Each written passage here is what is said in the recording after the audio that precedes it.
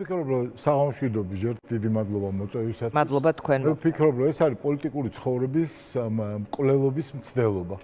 გასაგებია, რომ არსებობენ პოლიტიკური პარტიები, მაგრამ პოლიტიკურ პარტიებს წარმოადგენენ ლიდერები და თუ ყველას დაიჭერ, ვინც კი არსებობს პოლიტიკური პარტია ამ ქვეყანაში, ან გააძევება ამ ქვეყნიდან, ან შეუქმნის ისეთ პირობებს, რომ იყოს იზოლირებული პოლიტიკური ცხოვრებისაგან, ცხადია, რომ ეს არის ტორპედირება ახლა პოლიტიკური ცხოვრების და სხვა შორის ეს არ არის რაღაც იზოლირებული ინციდენტი, ეს არ არის რაღაც ამოვარდნილი გადაწყვეტილება იმ ზოგადი ლოგიკისაგან, რაც ახლა მისდევს ივანიშვილი.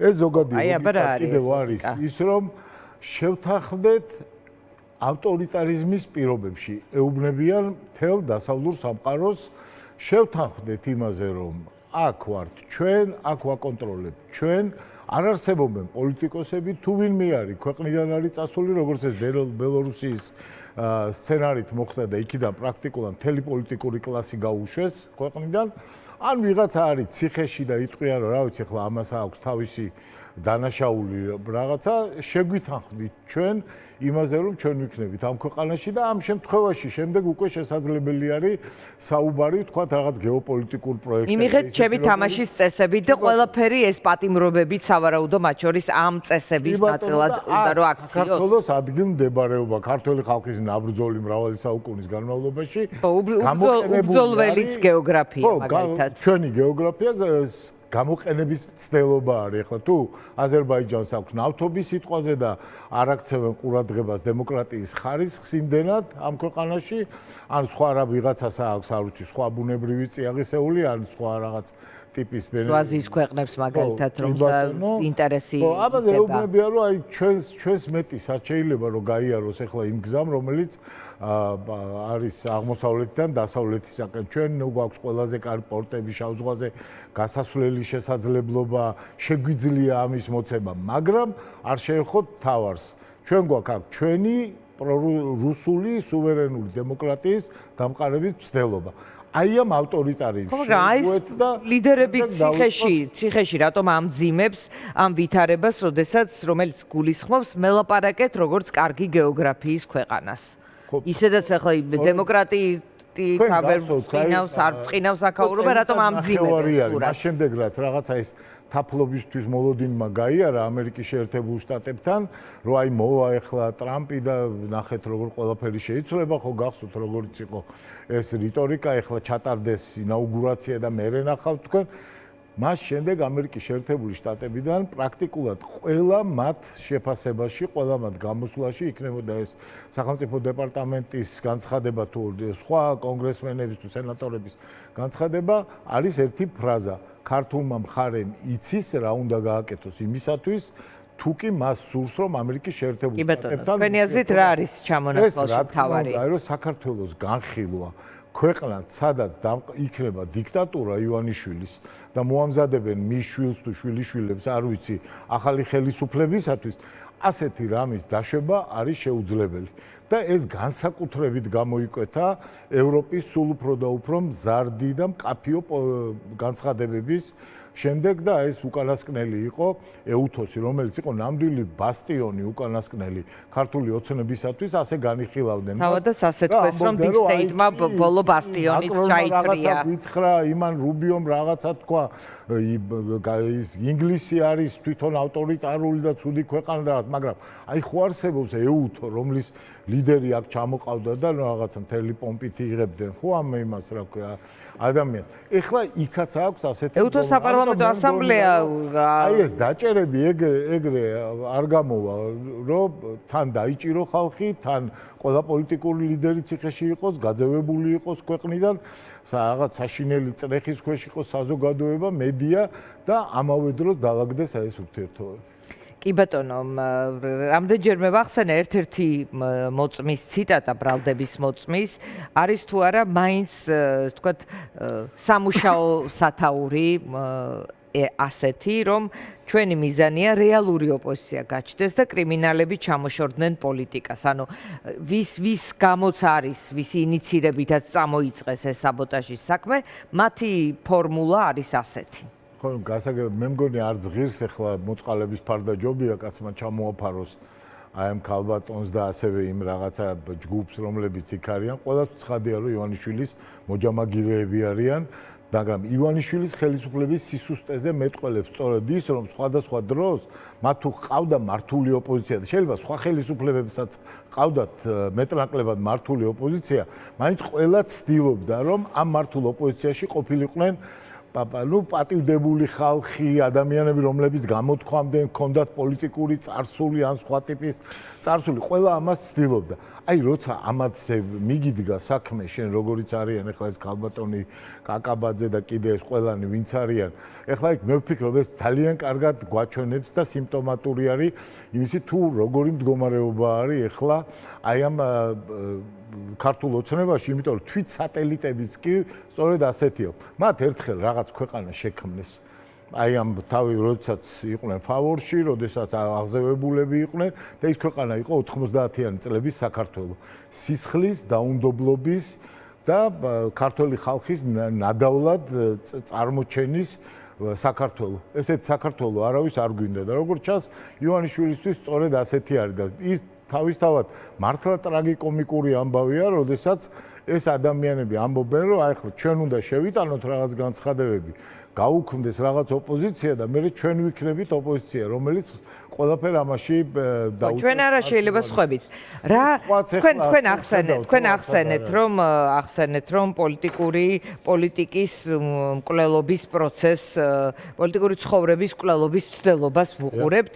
ისედაც მოდი სიმართლეს ვიტყვი, ჩემი გადასახედიდან რაღაცნაირად ამ მკვლელობის შეიძლება ბოლო ეტაპს ვუყურებთ, მაგრამ რაღაც წვლილი დრო და დრო შეიძლება თავად ოპოზიციონერმა ლიდერებმაც შეიძლება კი ბატონო, მაგრამ პოლიტიკური ცხოვრების არეალის დაპატარავებაში როგორც მინიმუმ გზარ. ჩვენ მართლა აი 90-იანი წლების შემდეგ, როცა პირდაპირ ავტომატს ესროდნენ ადამიანებს, როდესაც და 2 თებერვლის, 7 იანვრის, 3 იანვრის, აი პირდაპირ ადამიანებს ხელს აჭრიდნენ იმისათვის, რომ ვიღაც პოლიტიკურ გუნდს მიეკუთვნებოდა, აი მას შემდეგ საქართველოს არ უნახავს ასეთი ტერორი ჩვენს ქვეყანაში. ის რომ ადამიანები ტროტუარზე დგომისთვის არიან დაჭერილები, ის რომ 13 წელს უსჯიან ეხლა თვითონ ამაზე არ გედავებით. საფლავების მომლოცველები და აი ამ ვითარებაში, როდესაც აი ეხლა თუ ესე იქნა, როგორც აპირებენ, ხო და ყველას ასეთი ძალიან მძიმე მოლოდინი აქვს, ხო? იმ კოალიციის, რომელსაც ეხლა მე აქ წარმოვადგენ, კვლავ 4-ვე ლიდერი იქნება დაჭერილი. 1 წლის წინ ეს 4-ვე ლიდერი დაჭერილი იყო, მაგრამ არ ყოფილა მთელი ამ 2 წლის განმავლობაში ისეთი პერიოდი, როცა 2 კაცი მაინც არ ყოფილიყო დაჭერილი. ეხლა არის თუ არა ეს მართლა უდიდესი ტერორი, ხო? სხვა პოლიტიკურ პარტიებზეც უნდა ვთქვათ, ხო? არიან პოლიტიკური პარტიის ლიდერები, რომლებიც საქართველოში არ არიან ახლა. ხო, ასეთი არის გახარია, ასეთი არის ბატონი მამუკა ხაზარაძე, არ ვიცი კიდე რა იქნება მომავალში, ხო? ეს არის უდიდესი წნეხი ადამიანებისათვის, ხო? ეს ციხე ხო ისე არ არის, თავისუფლების აღკვეთა ხო ისე არ არის, იოლი არ არის. ამის უკან ხო ოჯახები არიან, რა ვიცი, მეგობრები, ახლობლები, ადამიანები. ამაზე მიდის და აი ამ პირობებშიც კი მაინც მოხერხდა პოლიტიკურმა კლასმა იმ ადამიანებთან ერთად, რომლებიც მას მხარს უჭერენ, მართლა ჰეროიკული 500 დღიანი და კიდე მეტდღიანი აქციის სერია მოაწყო. ასევე უპრეცედენტო საქართველოს ისტორიაში. ჩვენ 26 მაისს ვნახეთ, რომ რამდენიმე ათეული ათასი ადამიანი გამოდის, როდესაც მნიშვნელოვანი საკითხი არის. ამიტომ მე ნამდვილად ესე ვერ ვიტყოდი, რომ ეს ასე არის პირიქით.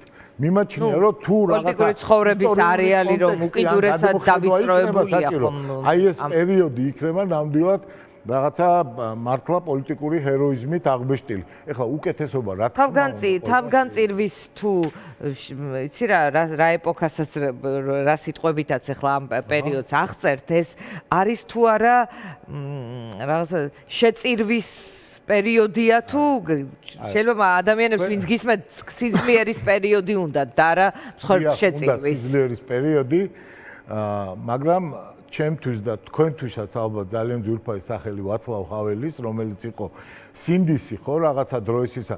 მას აქვს ასეთი ფრაზა ძალა უძალოთა, რა ხან თქვენ ძალაზე დაიწყეთ ლაპარაკი. აი ამ უძალობაში თითქოს აი იჭერენ, ნიკამელია დაჭერილია მაგალითად, ხო? აი ხო გუშინ გვარამია იყო აქ და მას უპირებენ დაჭერას. ელენე ამ აუტანელი წკივილებით ყავდათ ამდენი ხანი და არ გადაყავდათ საავადმყოფოში. ზურა ჯაფარიძე შეიძლება დაიჭო. კიდე სხვები არ მინდა რომ ვინმე გამოჩნდეს. ეს უძულურება არის, ვინმე ფიქრობს.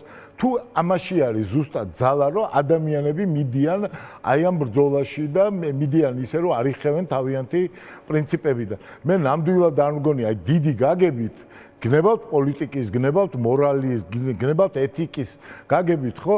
ეს არის მართლაც თვალსაჩინო ბრძოლა და წინააღმდეგობა, რომელსაც ქართული ხალხი უწევს. დიდად წიგნიერი ადამიანი ბრძანდებით და როგორც ჩანს რაღაცნაირად შემოქმედებითად მათ შორის ისეთი გადასახედიდან უყურებთ. შეიძლება ადამიანებს როგორ უფრო წიგნიერები არის. არა, შეიძლება არ ვიცი, მაგრამ ყოველ შემთხვევაში ვაფასებთ თქვენს წიგნიერებას და რაღაცნაირად უყურებთ სხვაგვარად შემოქმედებითად შეიძლება ამ ვითარებას, მაგრამ ადამიანები შეიძლება ძალიან პროზაულადაც უყურებენ, რეალისტურად უნდათ რაღაც ან ცვლილება უნდათ, ან ლიდერი უნდათ თავისუფლებაზე. სახელეთ სამყაროში. გნებავთ ეს ევროპაში როგორც იყო ჩაუშესკუს რეჟიმი, ხო, გნებავთ ლათინურ ამერიკაში, რომელზეც ასეთ ტიპის რახან წიგნებზე ვლაპარაკობთ, უამრავი რომანი დაიბეჭდა, ხო? გნებავთ ასტურიასის და გნებავთ მარკესის და სულ ამ დიქტატორებზე არის მთელი სამხრეთ ამერიკული ლიტერატურის უდიდესი ნაწილი. აი მანახეთ ვითარება სადმე, ან გნებავთ პოლიტიკურ სტატიებში აღბეჭდილი, ან გნებავთ ლიტერატურულ ნაწარმოებში აღბეჭდილი, სადაც აი რუტინული პოლიტიკური ცხოვრება მიდიოდეს, სადაც ადამიანები ამორჩევლებს ხვდებიან, არწმუნებენ მათ, ან ტელეეთერებში გამოდიან და მათ გამოდიან ჩიტები, ჭიკჭიკები. ხო, აი ესეთი რამე ხო არსად არ არის. ამიტომ ჩვენ ამას უნდა გავუსწოროთ. ეს არის კაცი, რომელიც ახლა ანგრევს ამ იმას ქართულ საზოგადოებას ამბობს რომ მე გაითვალისწინეთ მე ვინცა ვარ რომ მე ფულის გულისთვის ვარ აქ მოსული არავითარი სხვა იდეალები არ აქვს თქვენ ნებართვით ერთ პარალელს გავავლეთ რა იყო სისუსტე და ნაკლოვანებებზე ბევრი გვილაპარაკია გნებავ დღესაც ვთქვათ პრობლემა ნამდვილად არ მაქვს იმ ხელისუფლების რომელიც აქ 2012 წელს დამარცხდა იყო ის რომ ქონდა მთავარი პრინციპი რომლისთვის ღალატი არ შეეძლო შეიძლება მან ადამიანის უფლება შელახა, შეიძლება ციხეებში არ იყო ისეთი მდგომარეობა, ბევრი რამ არის, რაც სანანებლად გაუხდა, ხო, ბევრად, მაგრამ მან იცოდა მთავარი რამ, რომ არ ეღალატება საქართველოს გზას ქრისტიანული ევროპისაკენ, ამერიკის შეერთებული შტატებისაკენ, სტრატეგიულ პარტნიორობას იმ ქვეყნებთან, რომლებიც განსაზღვრავდნენ და ლაიტმოტივად იქცენ ჩვენი ისტორიული მეხსიერებისათვის. ამათი ასეთივე მთავარი ამბავი ის კი არ არის რომ მართლა გონიათ რომ ირანი არის კარგი საქართველოს მომავლისათვის ან აშხაბადია კარგი საქართველოს მომავლისათვის ერთადერთი რის გამორჩემოს ტრიალებენ ეს არის ფული და ამიტომ არის რომ აი ახლა ასე ცდილობენ ქართველი საზოგადოების ჩახშობას დიანა შეხედეთ ჩვენ ვლაპარაკობდით 7 მილიონზე რომელიც პრემიერ-მინისტრის სახლში აღმოაჩინეს ხო და ვამბობდით რომ აი როგორ შეიძლება ეს წარმოუდგენელი რამ არის დღეს თუ გუშინ არ ვიცი აი ამ დღეებში მოვისმინე ხაშურის მუნიციპალიტეტის საკრებულოს თავმჯდომარის მოადგილე დაიჭირეს და ამ კაცმა უკვე მიიტანა 2 მილიონი და მთლიანად ედავებიან 5 მილიონს თქვენ წარმოიდგინეთ მასშტაბი ჩვენი ძარცვის რა არის ქართული ხალხის ქართული პენსიონერების ძარცვის მასშტაბი რა არის და თუ ხაშურში ასეთი რამე ხდება რაც თვითონვე აღიარეს სხვა შორის ხო რაღაცა ხო არის რომელიც რა ვიცი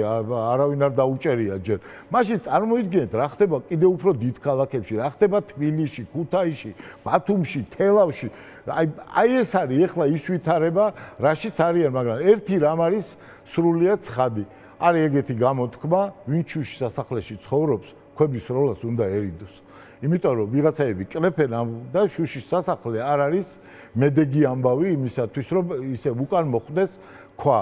აი ეს ერთი შეიძლება იწვევდეს შეიძლება აღარ ცხოვრობს პირდაპირ მნიშვნელობით რომ გავიგოთ. ხო, შეიძლება იწვევდეს ნიჰილის ხანდახან. აი რატო ვერ ვახცენ? მე მესმის ახლა ის დისკუსიაც რაც გაიხსნა რომ ეგ არჩევნებში მივიღოთ მონაწილეობა იქნების ვქლათ ეს აი ეს მე მესმის განა არ მესმის რომ აი ამ ზოგად განწყობები რაც არის ადამიანებში მაგრამ ხო ნათქვამია ისიც ხო რაც უფრო გრძელია ღამე მით უფრო ახლო არის დილა ერთადერთი რამაც შეიძლება ივანიშვილს ახლა წარმატება მოუტანოს ის თუ ჩვენი მორალური სიმტკიცე გატყდება სხვა შეუძლებელი არის მისი გამარჯვება იმიტომ რომ პირველად საქართველოს ისტორიაში და ხაზგასმითვალ ამას ჩვენი სურვილები და ცივილიზებული სამყაროს სურვილები აბსოლუტურად არ განსხვავდება ერთმანეთისაგან. როგორც ჩვენ ვამბობთ, რომ გვინდა თავისუფალი და სამართლიანი არჩევნები, ისევე ამბობს ამერიკის შეერთებული შტატები და ახლა უკვე ევროპის ყველა ქვეყანა, რომ